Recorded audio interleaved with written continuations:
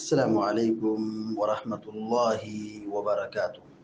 الحمد لله رب العالمين والعاقبة للمتقين، والصلاة والسلام على أشرف الأنبياء والمرسلين نبينا محمد وعلى آله وصحبه أجمعين ومن تبعهم بإحسان إلى يوم الدين، أما بعد.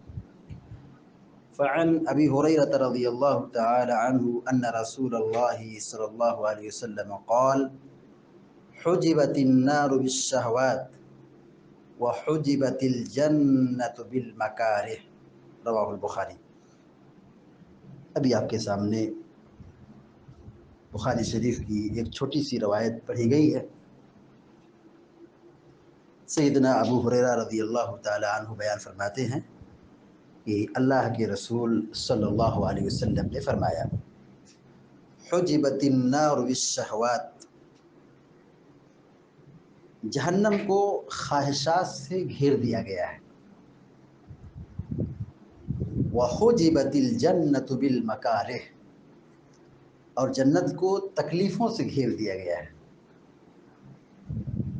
اس حدیث میں اللہ کے نبی صلی اللہ علیہ وسلم نے جنت اور جہنم کے سلسلے میں دو باتیں بیان فرمائی ہیں۔ پہلی بات یہ ہے کہ جہنم کو خواہشات سے گھیر دیا گیا ہے۔ کیا مطلب ہے؟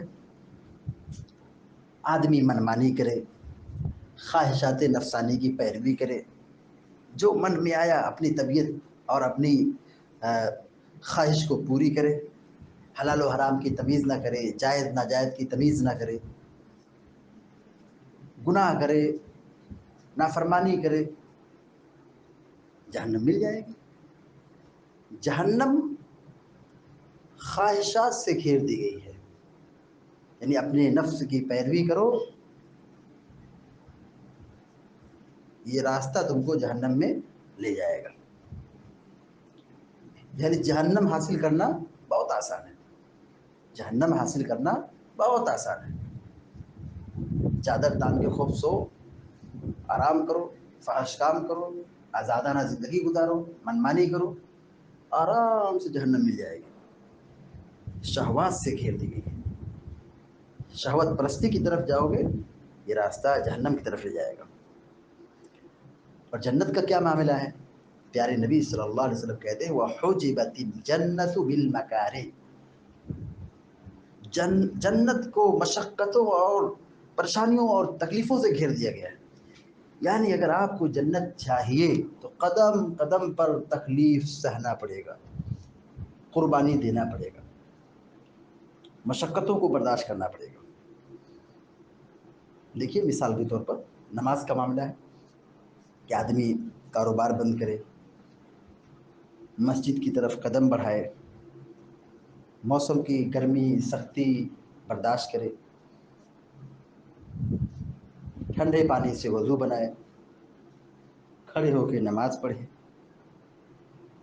روزہ رکھے، بھوکا پیاسا رہے، مشقت برداشت کر رہا ہے، تکلیف برداشت کر رہا ہے۔ جنت کو پانے کے لیے مشقت برداشت کرنا پڑے گا، تکلیف سہنا پڑے گا، اس راستے سے جنت ملے گی۔ صبر کرو گے تو جنت ملے گی۔